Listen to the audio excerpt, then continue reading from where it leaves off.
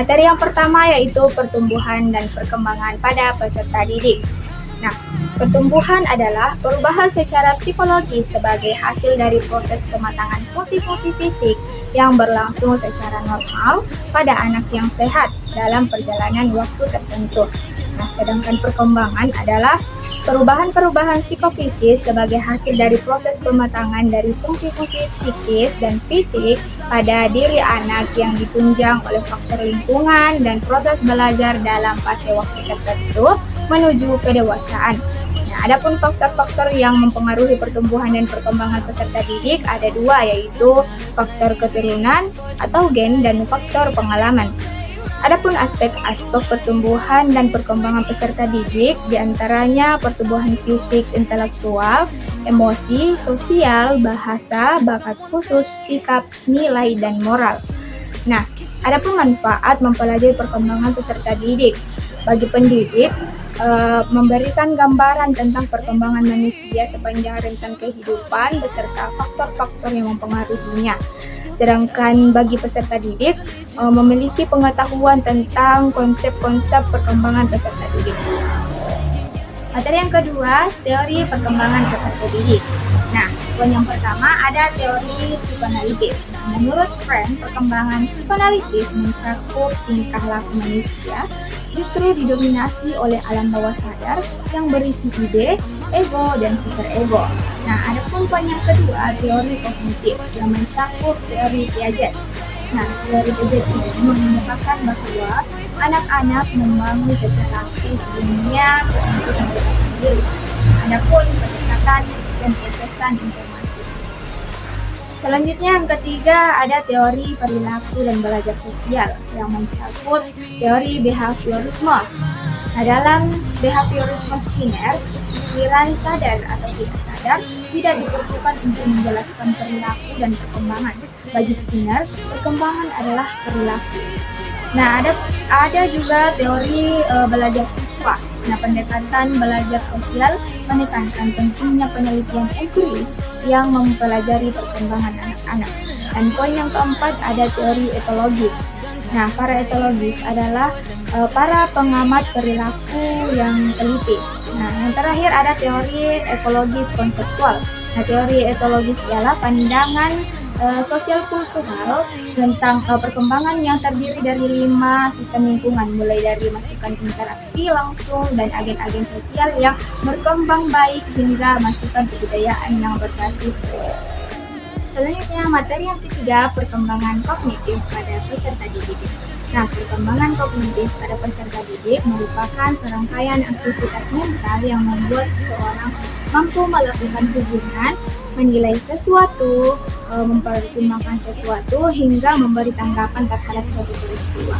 Nah, menurut Sikap, tahapan-tahapan perkembangan anak usia sekolah dasar yaitu 6 tahun, 7 tahun, 8 tahun, 9 sampai 10 tahun, dan tahap perkembangan kognitif usia 11 sampai 12 tahun. Nah, faktor-faktor yang mempengaruhi perkembangan kognitif peserta didik, yang pertama ada faktor keluarga dan lingkungan. Faktor keluarga dan lingkungan rumah, kedua faktor sekolah dan pendidikan, yang ketiga faktor sosial dan emosional, dan yang keempat faktor individu, yang kelima faktor budaya dan sosial, dan yang keenam faktor kesehatan dan nutrisi. Nah, adapun proses perkembangan kognitif anak by Jane Piaget, yang pertama ada sensori motor, dan yang kedua ada pra-operasional, yang ketiga ada operasional konkret, dan yang terakhir ada operasional formal. Selanjutnya, materi yang keempat, perkembangan sosial dan emosional anak. Nah, perkembangan sosial adalah proses kemampuan belajar dan tingkah laku yang berhubungan dengan individu untuk hidup sebagai bagian dari kelompoknya.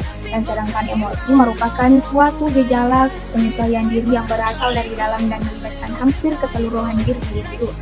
Nah, adapun permasalahan sosial yang sering terjadi pada anak seperti bullying atau perundungan, kesulitan dalam membantu persahabatan, isolasi sosial, perbedaan sosial dan kultural, konflik keluarga, dan kesulitan beradaptasi.